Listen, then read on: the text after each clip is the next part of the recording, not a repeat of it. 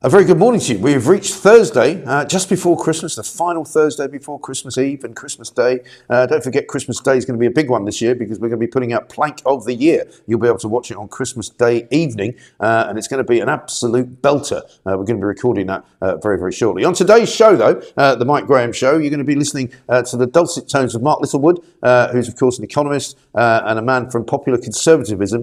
He's going to be telling us what he made of this week in politics because, of course, Keir Starmer and his merry band of complete and utter idiots have been wrecking the economy ever more every single day. We'll also get his view on what's going on with the BBC, because the BBC are getting sued by Donald Trump to the tune of $10 billion. Some people are saying he's got a snowball chance in hell of actually winning. But, you know, why are they defending it? Why are they not just doing something to make it all go away? Because at the end of the day, they're going to be wasting our money on lawyers. They're going to be wasting our money on barristers. They're going to be wasting our money defending the indefensible. Because it wasn't just an editing error. It was a deliberate piece of fake news, just as the President of the United States of America has said. I'll also be asking whether the future of the BBC is now in some kind of doubt, because there's talk of it having to put adverts on the channel in order to make it pay for itself, because so few people now want to actually pay for a television license. This is, of course, the home of real common sense. Let's get it on. And if you're watching us on YouTube, please do like it and please do subscribe. We're busting through 115,000 subscribers now, so we're all doing very, very well indeed. We want a lot more of you to join in. I'm delighted to say we're joined once more by our favourite economist, Mr. Mark Littlewood, who is here from Popular Conservatism. Mark, very good morning to you. Hi, good morning, Mike. Great to be with you. Not at all. Good week for news, I suppose you might say. We've been talking an awful lot about the economy this week. We're going to talk about the BBC as well, a little bit about Dale Vince and the trouble he's found himself in. Should we kick off with the BBC just for a change? You know, Donald Trump has announced that he's now going to sue them for $10 billion because of the fake news. The thing I find astonishing about this by the BBC is, one, that they're defending it, and proposing to spend presumably millions and millions of pounds of taxpayers' money on barristers and lawyers and solicitors and all the rest of it. But also the fact that they're calling it a kind of a misedit. You know, it wasn't a misedit. It was a deliberate act which was made purposefully by some BBC employee who deliberately wanted to show Donald Trump in a worse light than he should have been shown. Yeah, there's no doubt about that, is there, Mike? I mean, it wasn't a slip of the pen. It was a deliberate editorial decision to try and imply completely inaccurately that Donald Trump had directly sought to incite violence on January the 6th. And he did nothing of the sort. There was an enormous gap between the key first sentence and the key second sentence. So, yeah, it was unbelievably manipulative. I mean, I know some lawyers in the States are saying that Trump has a better chance of winning the lottery than he does of winning $10 billion from the BBC. But the president's got form here, Mike. He's taken a number of American broadcasters to court, and they have typically settled with him, for, I think, sort of 10, 15, $20 million, that sort of amount. And the key thing that you point out there, although the defenders of the BBC, if there are really any of them left, Mike, are sort of saying, well, don't give Trump a penny. But you're quite right to point out that the legal fees the BBC will face will be huge. And my understanding is those are not typically reclaimable in a Florida court. So even if the BBC went to court and won, they could burn through, millions upon millions of US dollars. They might be better off, if you're interested in protecting license fee payers' money, to make an offer to settle now for 5 or 10 million and see if Trump accepts it. So I'm not really sure that they've got their strategy right. And clearly, even if they prevailed in court, even if Trump didn't win, the entire court case is going to be deeply humiliating for the corporation, right? Yeah. It's going to be ghastly for them. So I'd pony up if I were them. Yeah, I mean, listen, you may have had the same experience I have, but I've been in American courtrooms an awful lot. And once those American lawyers get their claws into you, you're not leaving without losing quite a lot of blood. And I'd be very, very embarrassed if I was a BBC executive having to go there and defend how this possibly could have happened. Because, supposedly the most believed news organisation in the world, this is according to them, somehow managed to falsify some footage. And I mean, that's unforgivable in my view. And I still don't really know, and I don't think they've told us whether anyone's been fired over it. Well, that's right. I mean, what's interesting here is, if you like, the top brass at the BBC took the rap for this and a range of other offences needed to be taken into consideration, Mike. So Tim Davie the Director General, and Deborah Turness, the head of news, both went. But who actually spliced this together for the Panorama episode? I mean, what I'm looking forward to, Mike, is to see the Panorama investigation into Panorama. That would be a pretty good Panorama documentary on the BBC, wouldn't it? A good piece of investigative journalism. But it seems to me pretty odd that the producer or whoever put this edit together, or a range of people on that show haven't gone, or even that Panorama itself is now is now not really a reputable brand. No. Are they going to shut down Panorama as a program? Right. So a couple of people have taken the rap at the top, but no obvious change in culture and no ripple down effect. So you kind of get the impression, don't you, that they just won't learn the BBC. No. Well, I think the trouble is, I've said this to many people over the years, that the trouble with the BBC is that most of the people that work there have only ever worked at the BBC. They've never actually worked anywhere else. So their culture is BBC culture. They don't really have any other yardstick by which to measure what they do. And so whenever anybody goes in there from outside, it's a kind of culture shock, because you're kind of going, how on earth does this place operate? I mean, same as that, it's not been a great year for them, same as that ridiculous situation with the Gaza documentary, based around a boy who turns out to be the son of a Hamas government official, right? Albeit that he was I think he was the health minister or something like that. But, surely to God, I mean, having been in journalism as long as I have, the first question you would ask somebody making a documentary like that would be, have you made sure that this kid isn't connected to Hamas in any way? Wouldn't that be the first question? Yeah, this is exactly right, isn't it, Mike? And I think the problem culturally at the BBC is they're all of the same mindset, as you rightly say. A good number of them have spent their entire careers at the BBC, but they basically nearly all have this kind of cosmopolitan, liberal, lefty, elitist view of the world, and they think they're incredibly virtuous. So when anything ever goes wrong, the Gaza documentary, the Trump Panorama episode, it's always put down to a mistake. It's not biased, it's a mistake.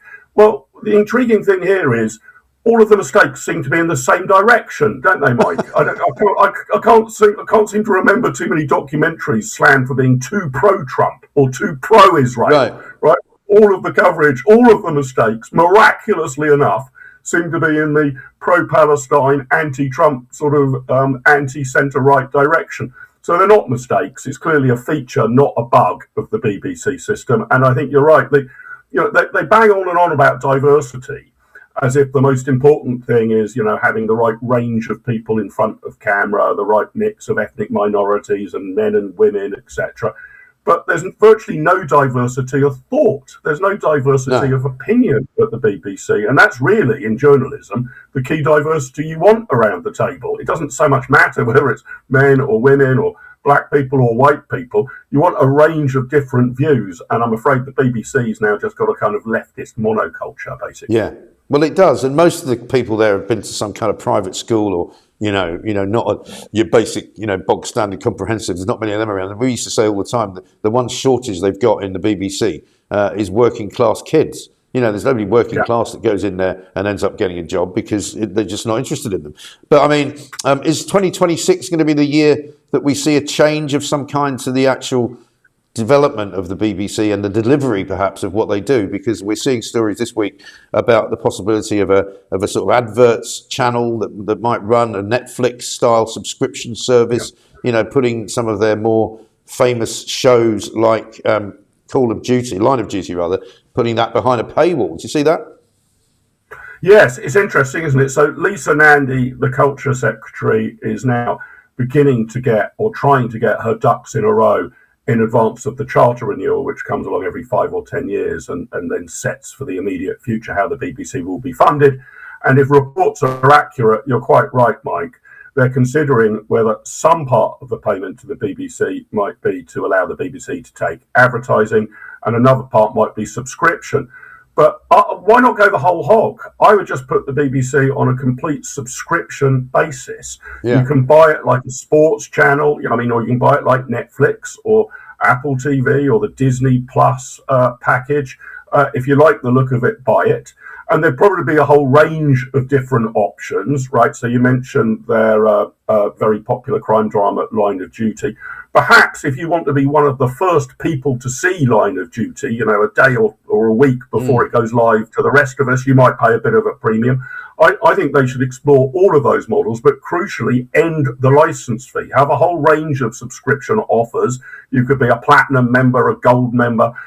You could decide which channels you want and which you don't. I haven't got kids, so why do I need the CBeebies channel, for example? So you could have an a la carte menu that people could select from. That's basically how the rest of television operates, if it's not advertising based. If the BBC wanted to take adverts, I don't think I'd stand in their way, but a subscription model seems to be the way to go.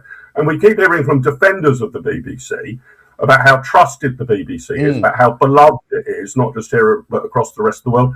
Well, I mean, the money should just keep rolling in then, shouldn't it? I mean, it shouldn't be very difficult to sell voluntary subscriptions. If that's the case, people will gladly hand over 150, 200, 250 quid a year. So I say, let's put that to the test and move it onto a totally voluntary footing. And would you expand that to the sort of local radio network as well? Because one of the things I remember from starting out in radio up in Scotland was that it was incredibly difficult for commercial operators, even if they were big commercial groups, but even more difficult if you were a small entity that just wanted to run a radio station commercially, because BBC Scotland basically snapped up all the presenters, paid them loads of money, and so you couldn't afford to hire them away. They also had all the best transmitters, and they had all the, they basically had a sort of lock on anything in Scotland, and they had offices all over the place. And so how would the radio system work, would you think? Could you do that? You couldn't really do that on a subscription, could you? It's a lot harder with radio, obviously, because unlike, new tech on television, if I stop paying my subscription to get football or to get Netflix or whatever, it just switches off, whereas the radio can pick it up more easily. But my bigger worry there, Mike, I know your career has been in broadcasting, is that the BBC has enormously accelerated the death of local newspapers, right? Yes. So it's very, very difficult for a local paper in a city or a county to survive because the BBC online content is available for free.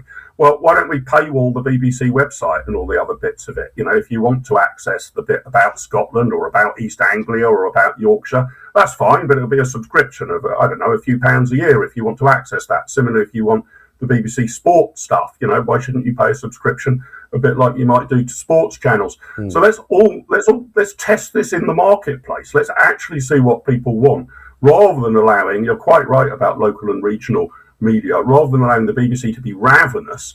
And because it can produce a product for free, how on earth is the commercial sector, the small-scale commercial sector, trying to run a local radio station or a local newspaper supposed to compete?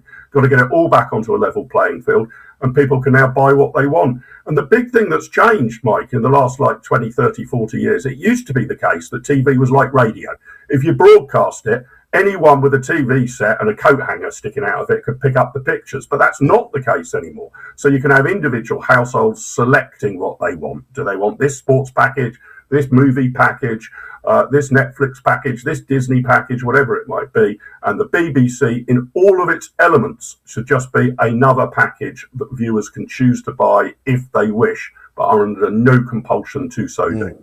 Yeah, I think it's the beginning of the end for them as we know them, which is no bad thing in my view. Let's talk a bit about the week in politics. YouGov apparently has published a poll in the last 24 hours in which it says that basically Rachel Reeves and Keir Starmer are even more unpopular this week than they were last week. Apparently just 18% of the public now have a positive view of Keir Starmer, his worst score so far. In contrast, 72% have got a negative opinion, giving a net score of minus 54. Which is quite extraordinary. And the Chancellor doesn't fare much better. 12% give her a favourable verdict, 71% unfavourable, and her net rating is minus 59, 2 points down on last week. Pretty amazing. How low can they fall? What I'd like pollsters to put in, Mike, is not just other politicians, Nigel Farage, Kemi Badenoch, Zach Polanski, whoever, but let's test them against some really unpopular people. I think it was about 2 or 3 years ago I saw that Vladimir Putin had a 12% approval rating in the UK, so about the same popularity as Rachel Reeves, right? We've got to compare them not just to domestic politicians, but to some real baddies across the world. I mean, this is absolutely disastrous for Labour, and I suspect, you mentioned, Mike, that we might be in the end game for the present BBC. I suspect we might be in the end game for this present administration, that it's now a question of when, not if, the Labour parliamentary party pull the plug, pull the trigger, and say these numbers are so bad. God only knows who we'll end up with, Mike. You know, Ed Miliband. I think you've speculated. We had William Clouston on here the other day, and he's predicting Ed Miliband is probably the most likely successor because he's so popular, unbelievably, inside of the Labour Party itself. And you know, forget about and the sort of Andy Burnham figure. He said to me, it's all very well Andy Burnham saying, "Oh, I think I'll just become an MP and then stand for leadership." You know, first he's got to win a seat, and it's really tough to see even the safest Labour seat not being lost to Reform at this point. Yeah, that's right. I mean, I think Andy Burnham's path is an extremely difficult one. He polls quite well amongst the general public. I don't know how well he polls amongst Labour Party members, but you're right. Not only would he have to find somebody to step down in an ultra-safe Labour seat and win it, and it's difficult to see very many Labour seats at the moment that they could hold, especially if the by-election was called for these reasons of kind of political jiggery-pokery, right? I think people accept it. If an MP's died, for example, okay, there's got to be a by-election. But if you're doing it for reasons of political manoeuvring, I think that would probably go down like a cup of cold sick with the local electorate. And the other thing, of course, is he would need to get the Labour nomination. And I'll bet you anything, the Starmerites will move heaven and earth to block it. They'll demand an all-women shortlist or some such like, were this contrivance to happen. So his pathway is pretty bleak. But if there is a Labour leadership election, and I don't think we've ever switched Labour leaders mid-Parliament by a vote of the Labour Party membership. You know, Gordon Brown won unopposed. When Jim Callaghan became Prime Minister way back in the day, when was that, 1976, the decision was made entirely by MPs. The MPs would have to trigger it, but then it would be the rather left-leaning 250,000 members of the Labour Party who would decide it.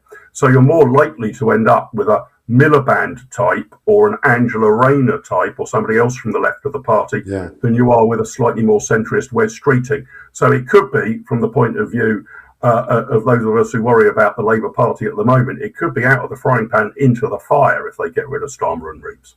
Yeah, I know. We always used to say it can't get much worse, but yet it still can. Sometimes. It can get a lot worse. It can get a lot worse, absolutely. One of the guys whose name has been in the firing line this week has been Dale Vince.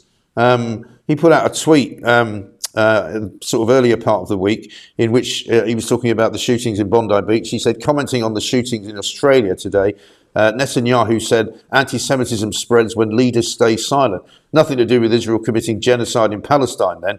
Netanyahu wants anti-Semitism to be a thing. It validates him. He acts to make it so.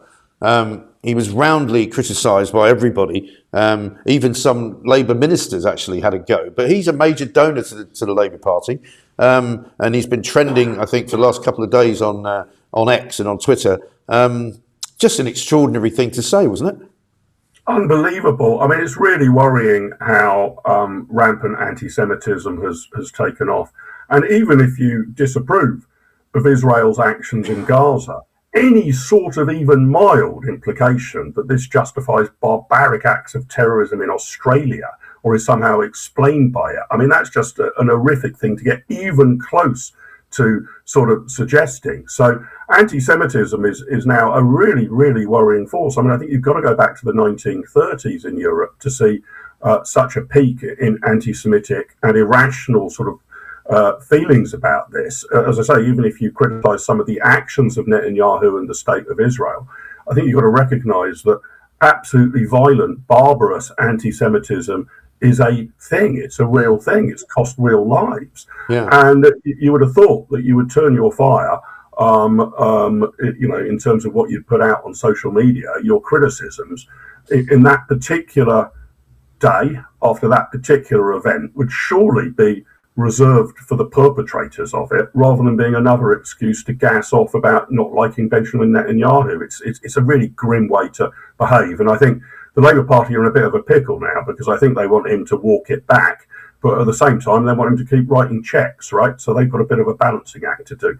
But anti-Semitism really on the left of politics has now become a real big issue, and we've got to weed it out. Yes, I mean, it really has become a massive problem. And I was speaking to Lance Foreman, very prominent sort of Jewish businessman, just earlier this week, and he was talking about how Jewish people genuinely in Britain are now asking themselves a question as to how long they can afford to live here. in terms of how bad the anti-Semitism is. I mean, there was a demonstration on Sunday, just hours after the Bondi Beach killings in Oxford, where they were all chanting about the Intifada and globalizing it and all that, and there was pictures, I think, from Manchester showing members of a particular community dancing and jumping up and down, cheering, clapping at the news that a load of Jewish people had been shot. I mean, it's just extraordinary.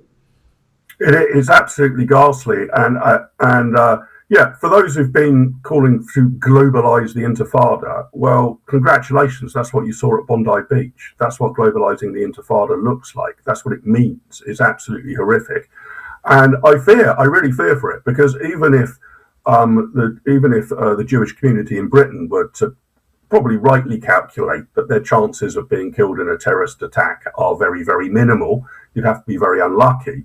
But that's not really the point. The question is, even if you are able to avoid direct personal harm and physical violence being inflicted upon you, even if you can avoid that, hasn't Britain just become an extremely unpleasant place to live? That you get sneered at, spat at, you hear unpleasant anti-Semitic chants. It's just grim. Culturally, it must be extraordinarily difficult for the Jewish community. And I think we've got to weed out this racism. I mean, typically, all racism is associated with the so-called far right, isn't it? It's labelled, you're a racist far righter. This is emphatically a problem that exists now primarily on the left. And although Keir Starmer took some action to sort of weed out Jeremy Corbyn from the Labour Party, there is much, much more to be done. And globalise the Intifada, I think, as a slogan, is a call for international terrorist activity and should be treated as such under the law. It's not just an expression of a particular political point of view. It's far worse than that. It is essentially an incitement to violence. So people who are shouting that from the rooftops should be dealt with accordingly, in my view. Yeah, absolutely right. It's been another fascinating week, another fascinating chat with you, Mark. Thank you very much indeed. Mark Littlewood there from Popular Conservatism, giving his view on Dale Vince, who still, by the way, has not retracted his tweet. And he made matters worse, actually, by sending out another tweet in which he talks about Christmas and turkeys being killed, because you know how he's a vegan, doesn't like eating animals. And he called it a turkey holocaust. That can't have been a mistake. That can't have been an accident. He knows exactly what he's doing. This is the home of common sense. So that's an interesting situation with Dale Vince, and there's trouble with anti-Semitism in this country, not just being carried out by people from the Muslim community or people who are anti-Israel, but people just generally on the left. And as we were saying, it's become very, very difficult for an awful lot of people in the Jewish community in the UK to consider whether or not they can stay in this country. Yesterday, I managed to have a discussion about all of that with Lance Foreman, who's a businessman, a very prominent member of the Jewish community, a former MEP for the Brexit Party, of course, as well. And he explained that times for Jewish people in this country are really tough. So it's been another awful week for the Jewish community, not just in this country, but around the world, as yet another attack was launched last Sunday in the early part of the evening, late part of the afternoon in Bondi Beach, in Sydney, Australia. We're going to talk now to Lance Foreman, businessman and prominent Jewish campaigner, I suppose I could say. Lance, a very good morning to you. Good morning to you, Mike. Yeah, not a good week, and Hanukkah is supposed to be a festival that we celebrate, and it certainly wasn't a celebration this year. No, I mean, it's supposed to be a festival of light, isn't it? And I mean, it couldn't be anything darker than what happened on Sunday in the early part of the evening. It's just so horrible and shocking that this is going on, and it makes you wonder when it's going to happen again, doesn't it? Yeah, well, I don't use the word shocking. I just think it's awful. I mean, to me, the biggest shock about this is that we're not shocked. You know, the Jewish community has just seen attack after attack ever since October the 7th. Here in the UK, the Manchester murders on Yom Kippur. There have been attacks in the USA, and now here in Australia. We're not shocked, and we're wondering when the next one's coming. The problem is, you have all these politicians, whenever there is a disaster, that they all stand up and say, we stand shoulder to shoulder with the Jewish community and so on, but they do nothing. They're not actually doing anything. If anything, they're encouraging the hatred.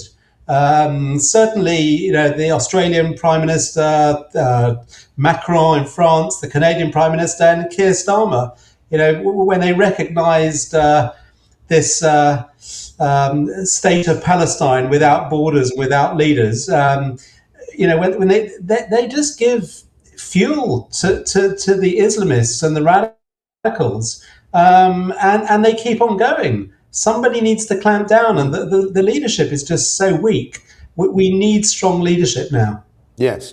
And also, what I've noticed, and again noticed it on Sunday, where all of these condemnations and all of these, we stand shoulder to shoulder type, assurances from various different government leaders, very rarely do they mention who's actually the perpetrators of all of this violence. They kind of say, isn't it awful and isn't it terrible? But they hardly ever say, this has been carried out by people who are clearly anti-Semitic, who are clearly Muslims or whatever it is they are. They just don't say it. They're afraid to say it. They've been afraid to say it, not just about anti-Semitism, the grooming gang scandal. They've been afraid to call out the Muslim community when they do bad things. And, we know that anti-Semitism within the Muslim community is it's rife within that community. And it's not just my words, Mike. Mehdi Hassan, a very well-known news presenter, he published an article a number of years back where he said, and these are his words, he said, anti-Semitism in the Muslim community is our dirty little secret. Well, it's not really a secret anymore. No. But, what I find bizarre is that, we have Keir Starmer pushing through Islamophobia legislation. So, you can't be Islamophobic but he's doing this where the Muslim community has no problem themselves being racist towards Jews. Yeah. I mean, get your own house in order before you expect protection from wider society. Yeah. They need to sort it out. And of course, it's not the entire Muslim community. Of course it isn't. But I'm afraid that a lot of the moderates within that community themselves are afraid to speak out. They're fearful, but we need to get a grip of this. We really need to get a grip of this. I think that the government should ban the Muslim Brotherhood. I think that would, make a big dent. The Muslim Brotherhood are banned in so many countries in the Middle East, aren't they? And yet they're not banned. Exactly. Well, the Middle East knows how to deal with the extremism, and here we're just, we're afraid to stand up to it because I don't know, maybe we're afraid of being called racist. But that community itself is racist. So we need to start getting tough because otherwise this thing is going to get out of hand. And many people have said it, when they start with the Jews, but the Jews are literally just the start, the canary in the coal mine. They hate the West too, and they hate democracy and British society, and they use democracy. They're using our system to gain power and seize power so that they can close it down. And we are completely blind to this. It's just idiocy and weak leadership that we have at the moment. And it has to change. And it's not just the Muslim community either, because you've got large portions of the left, whether it's your party, whether it's the Labour Party, whether it's the Green Party. I'm reading a story from yesterday's Times in which it says that Oxford University students and activists from your party took part in a demonstration just hours after the deadly terrorist attack on Bondi Beach on Sunday, where they were chanting, "Long live the Intifada." And you're kind of going, what's wrong with these people? There are a lot of people call them useful idiots. I actually call them useless idiots. They think they're doing the right thing. They think they're being nice and, pro-diversity and inclusion and so on and so forth. But actually, the radicals are seizing on this weakness. And they're seizing power and growing in power. And something's going to have to give, at some stage. If it doesn't, things could get pretty rough over here. Who knows where it might lead? Civil war? Who knows? I mean, anything is possible. But we're not in a good place. And until somebody, in a leadership position actually takes a stance, things aren't going to improve. Nigel Farage has come out and said we should ban the Muslim Brotherhood. I know Kemi Badenoch is certainly very strong. She gave a speech yesterday at a Hanukkah lighting ceremony and called out radical Islamism and said we need to clamp down on it. But you're not getting this from our government and from Labour, and in fact they are completely appeasing it. And I think British society has woken up, but the government, they're 2 steps behind. Yeah, they really are. Speaking of not being in a good place, the government's not in a good place, the economy's not in a good place. You've got a business, a very successful business called foremanandfield.com, which is where you can find it if anybody wants to go and have a look. But you make some glorious food, including some of the greatest smoked salmon I think I've ever eaten. And I'm not ashamed to give you a plug. How have you found business this year? Well, this is our busy time of year, Mike, and I'm not just wearing this white coat and cap just for dramatic effect. This time of year, actually, I personally go down onto the factory floor and spend my time with my team carving literally every single side of wild salmon that we have. I make a personal commitment to carve that myself with my own fair hands.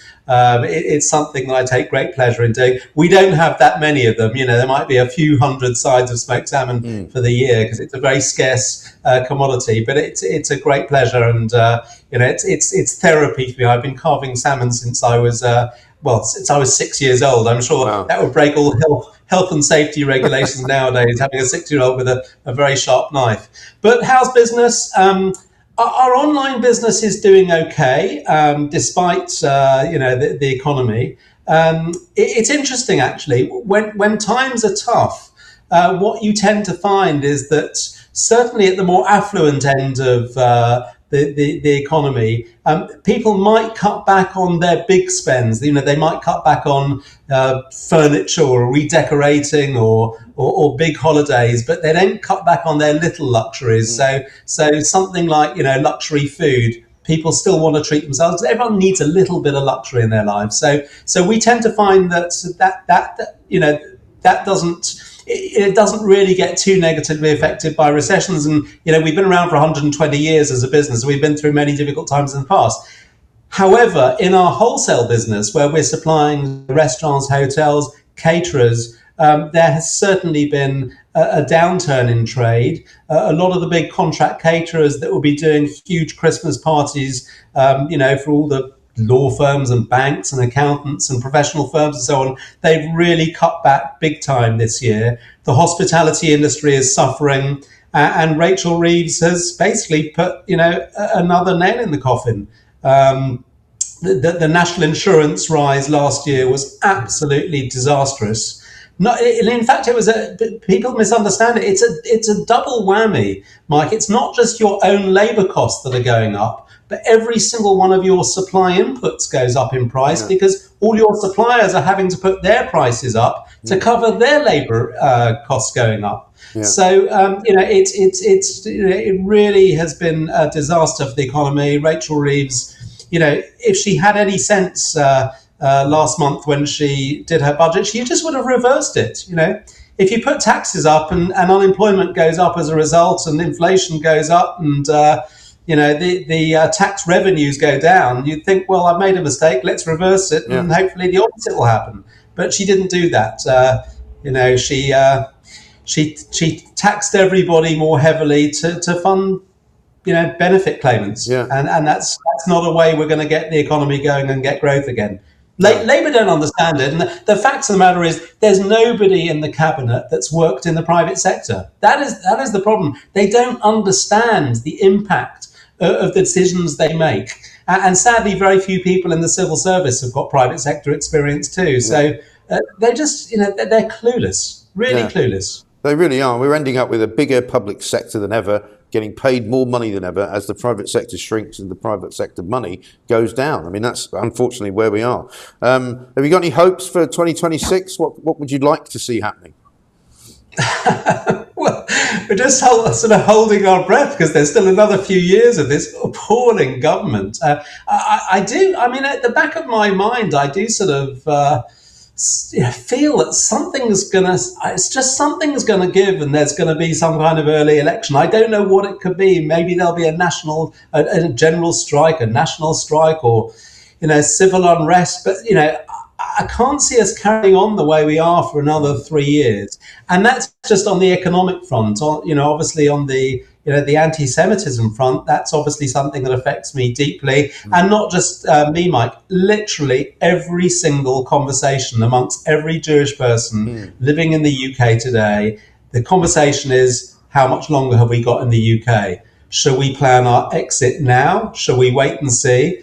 And the reason why we're also, we're having these discussions is because the one lesson we learnt from history is that in early 1930s in Germany, German Jews were part of society. They were thriving. They fought for Germany in World War One. And they just assumed that they're so integrated into society that nothing bad was going to happen. And when people said, look, things are getting a bit rough, they said, oh, it'll be okay. And it wasn't okay. And millions of them perished in the Holocaust. And, so many in our community are now saying, we'd be idiots if we didn't learn the lessons of history. Can this thing turn around or not? One has to hope that someone's going to start taking action. And I don't just blame the politicians. And we've had this conversation before, Mike. I actually think that the worst culprit of all is the BBC. I think that they've spent the last 30 years demonizing and delegitimizing Israel. And by doing that, you're creating anti-Semitism, because Zionism and Judaism are completely and utterly inseparable. And people that say they're different are they're just wrong. They just don't understand the religion of Judaism. It is about a return to Zion. That is the heart of it. So it's not just a political movement that grew up in the late 19th century. Right. It's at the heart of our religion. We pray that things will improve on that front, but I can't see it yet. So worrying times. Yeah, absolutely. Well, we wish you all the best. Have a fantastic Hanukkah and a great Christmas and a great New Year. And we'll see you in the next month, I guess, when we go live. We're going to be doing a breakfast show from 7 to 9 a.m., which we'd love you to come in and star in if you wish. Can't wait. I do miss your voice every morning as I was. Well, it's coming back in January. So I look forward to the revival. Great stuff. Lance, really good to see you. Thank you very much indeed. Okay. Have a great time. Lance Foreman, their businessman, former MEP, of course, as well, talking about the terrible scourge of anti-Semitism, which is wreaking havoc, not just in this country, but all over the Western world. Absolutely dreadful business. We'll be back after this. Well, that's the end of the show for another day. We'll be back, of course, same time tomorrow, 7 a.m. with the Mike Graham Show. We've got lots and lots of good things coming to you over the course of Christmas as well. And also, if you're in our Substack, and if you want to get into our Substack, it's themikegrahamshow.com. We're going to be doing a lot of content over Christmas and the New Year. I'm going to be posting a video there at least once a day. I'm also going to be starting up Plank of the Day, which is going to be a new feature. And if you're watching us on YouTube right now, please like it, please subscribe to it. We've got over 115,000 subscribers now, but we want to build that up over the course of the next few weeks and months. We're going to launch our live breakfast show, of course, coming soon in January for you as well. There's all kinds of good things happening at the Mike Graham Show. It is the home of common sense. And even though there's quite a lot of it about out there, don't be a plank.